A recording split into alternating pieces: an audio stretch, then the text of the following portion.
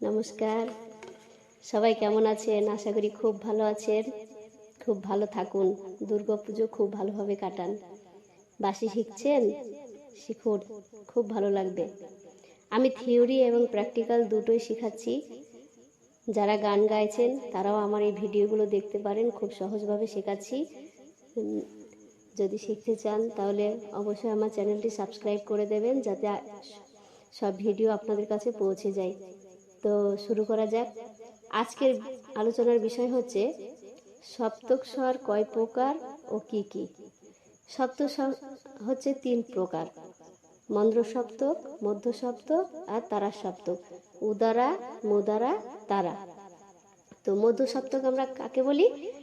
আমাদের কণ্ঠ থেকে সহজে যে স্বরটি বেরিয়ে আসে সেইটি হচ্ছে মধ্য সপ্তক। আর মন্দ্র সপ্তক হচ্ছে যে স্বরটি মধ্য সপ্তকের 2 গুণ নিচে ধ্বনিত হয়, তাকে আমরা মন্দ্র সপ্তক বলি। আর তারা সপ্তক হচ্ছে মধ্য সপ্তকের 2 গুণ উপরে যে স্বর ধ্বনিত হয়, তাকে আমরা বলি তারা সপ্তক। আমি বাঁশিতে বাজিয়ে দেখিয়ে দিচ্ছি, যেগুলো আমাদের খুবই প্রয়োজন সেগুলোই আমি দেখাচ্ছি। মন্দ্র মা,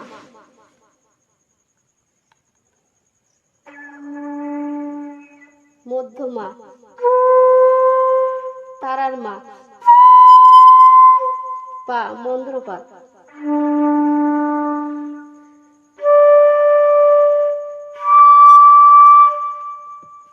এই দুটো আমাদের বেশিরভাগ প্রয়োজন হয়, আমি এটাই দেখালাম। আরেকবার দেখাচ্ছি।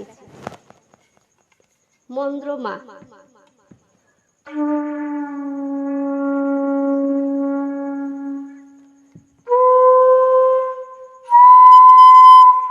পা,